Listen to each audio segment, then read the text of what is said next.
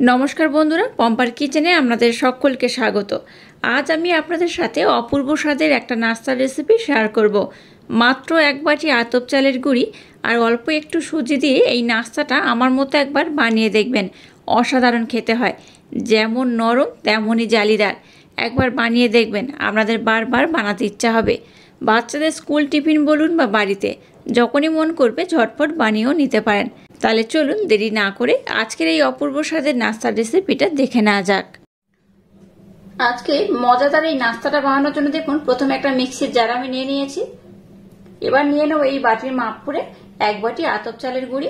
আতপ চালের গুঁড়িটাকে এর মধ্যে আমি দিয়ে দিলাম। আমি এখানে শুকনো আতপ চালের গুঁড়ি ব্যবহার করছি, আপনারা চাইলে কিন্তু এখানে ভিজে যেটা ভিজিয়ে সঙ্গে সঙ্গে যেটা গুঁড়ো করে সেইভাবে করলেও হবে। যতটা আতপ চালের গুঁড়ি নিয়েছি তার অর্ধেকটা নিয়ে নিয়েছি সুজি, এখানে দিয়ে দিলাম। দিয়ে দেবো সামান্য একটু লবণ, আর দিয়ে দেবো অল্প একটু চিনি। একদম সামান্য একটু মিষ্টি এখানে ব্যবহার করলে এই নাস্তাটা কিন্তু খেতে খুব সুন্দর লাগবে, তাই এখানে অল্প একটু চিনি দিয়ে দিলাম। এবার সমস্ত শুকনো উপকরণ একটু ভালোভাবে ব্লেন্ড করে নেব। ব্লেন্ড করে নেওয়া সমস্ত শুকনো উপকরণের মধ্যে আমি ঢেলে নেব। এবার এখানে দিয়ে দেবো সামান্য পরিমাণে টক দই। এবার এর মধ্যে দিয়ে দেবো জল। একেবারে খুব বেশি জল দিয়ে দেবেন না, অল্প অল্প দিয়ে এটাকে খুব ভালোভাবে মেখে নিতে হবে।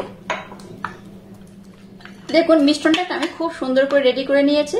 এখানে যেহেতু আমি সুজি ব্যবহার করেছি তাই মিশ্রণটাকে আমি 10 মিনিটের জন্য রেস্টে রেখে দেব। 10 মিনিট পর আমি আবার নেক্সট টাইম আপনাদের সাথে শেয়ার করব। দেখুন মিশ্রণটাকে আমি 10 মিনিটের জন্য রেস্টে রেখে দিয়েছিলাম, আর ঘনত্বটা দেখুন আগে থেকে কিন্তু বেশ অনেকটাই ঘন হয়ে গেছে, দেখে বুঝতেই পারছেন এইরকম কিন্তু ঘনত্ব হবে। এবার এখানে দিয়ে দেবো এই চামচের 3 ভাগের 1 ভাগ বেকিং পাউডার। বেকিং সোডা এখানে আমি ব্যবহার করব না, বেকিং পাউডার দিয়ে দিয়েছি। এবার দেখুন একটু সামান্য জল আমি এর মধ্যে দিয়ে দেব, খুব বেশি না, একটু জল দিয়ে দিতে হবে।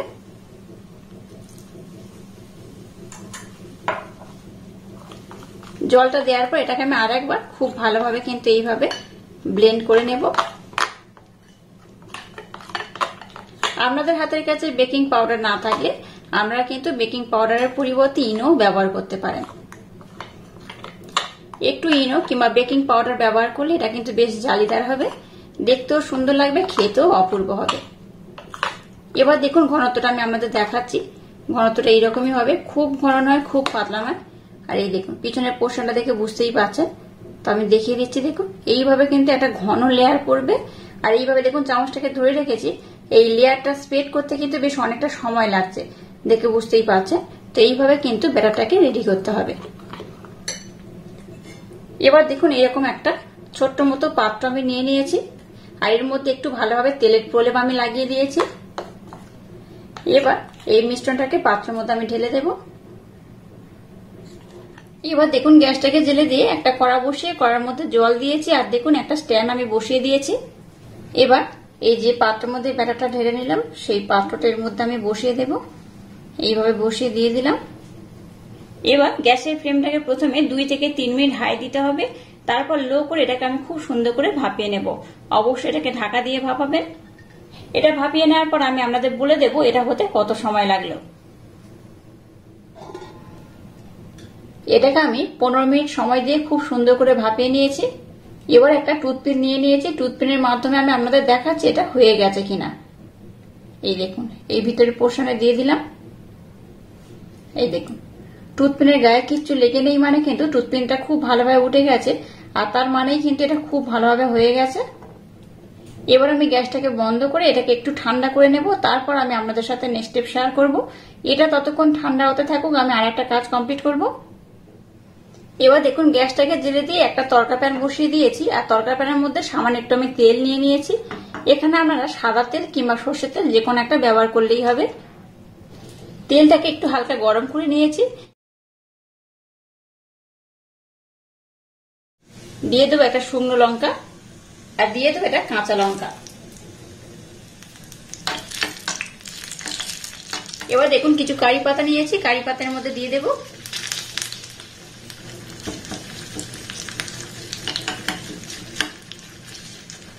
খুব ভাজার দরকার নেই, একটু এইভাবে নাড়াচাড়া করে ভেজে নিলেই হবে। আজকে যে মজাদার নাস্তা বানাচ্ছি তার জন্য কিন্তু একটা স্পেশাল তরকারি আমার দরকার, তাই এইভাবে আমি বানিয়ে নিলাম তরকাটাকে। এবার দেখুন এটাকে আমি বেশ ভালোভাবে কিন্তু ঠান্ডা করে নিয়েছি। আর এই দেখুন ঠান্ডা হয়ে গেলে অটোমেটিক কিন্তু এই পাত্র থেকে ছেড়ে উঠে আসছে, দেখতেই পাচ্ছেন। এই দেখুন ছুরি দিয়ে ডিমল করার দরকার নেই, এটা কিন্তু অটোমেটিক পাত্র থেকে ছেড়ে উঠে আসবে। এবার একটা প্লেট নিয়ে নিলাম, একটু এইভাবে ট্যাপ করবেন, তাহলে দেখবেন অটোমেটিক ছেড়ে উঠে আসবে। এই দেখুন কত সুন্দর হয়েছে, দেখুন কত মজাদার দেখতে হয়েছে আর কত জালিদার হয়েছে। দেখুন দেখতেই পাচ্ছেন কতটা জালিদার হয়েছে। আশা করছি আমরা কিন্তু খুব সুন্দরভাবে ভালোভাবে দেখতেই পাচ্ছেন। এই দেখুন এইরকম কিন্তু জালিদার হয়েছে। একবার হলো আমি যেভাবে বানিয়েছি আমার মতো বানিয়ে দেখবেন, অসাধারণ খেতে হয়। দেখুন সামনটাও কত সুন্দর হয়েছে। এটা যেহেতু উপরের পোর্শন ছিল একদম কিন্তু মোলায়েম হয়েছে, আর এটা যেহেতু নিচের পোর্শন ছিল খুব কিন্তু জালিদার হয়েছে। দেখে বুঝতেই পাচ্ছেন কতটা জালিদার হয়েছে। এই দেখুন এটা কিন্তু খুব সুন্দর খেতে হয়। এবার দেখুন যে তরকাটাকে বানিয়েছি সেই তরকাটা আমি নিয়ে নিলাম, উপর থেকে আমি এইভাবে দিয়ে দেব। এতে করে কি হবে, দেখতেও সুন্দর লাগবে, খেতেও কিন্তু অসম্ভব সুন্দর হবে।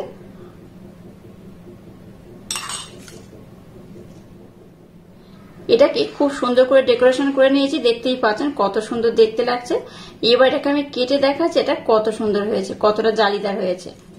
উপরের পোর্শন এগুলোকে একটু সরিয়ে দিলাম কাটার সুবিধার জন্য।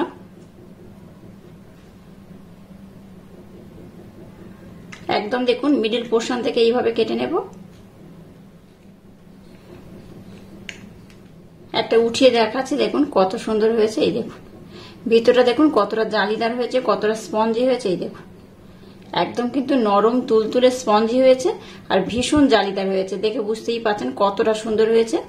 একবার হলো এইভাবে নাস্তাটা ট্রাই করবেন, সকাল বলুন বা রাতে, কিংবা বাচ্চাদের স্কুল টিফিনেও কিন্তু ঝটপট এই নাস্তাটা বানিয়ে দিতে পারেন। বাচ্চারা ভীষণ মজা করে খাবে আর খুব খুশি হবে। আর আজকের এই ইউনিক স্টাইলের নাস্তা রেসিপিটা যদি আপনাদের ভালো লাগে তাহলে চ্যানেলটাকে লাইক, শেয়ার, কমেন্ট এবং সাবস্ক্রাইব করবেন, আর পাশে থাকা বেল আইকনটা প্রেস করে দেবেন। তাহলে টাটা, আবার দেখা হচ্ছে নতুন কোনো রেসিপি নিয়ে।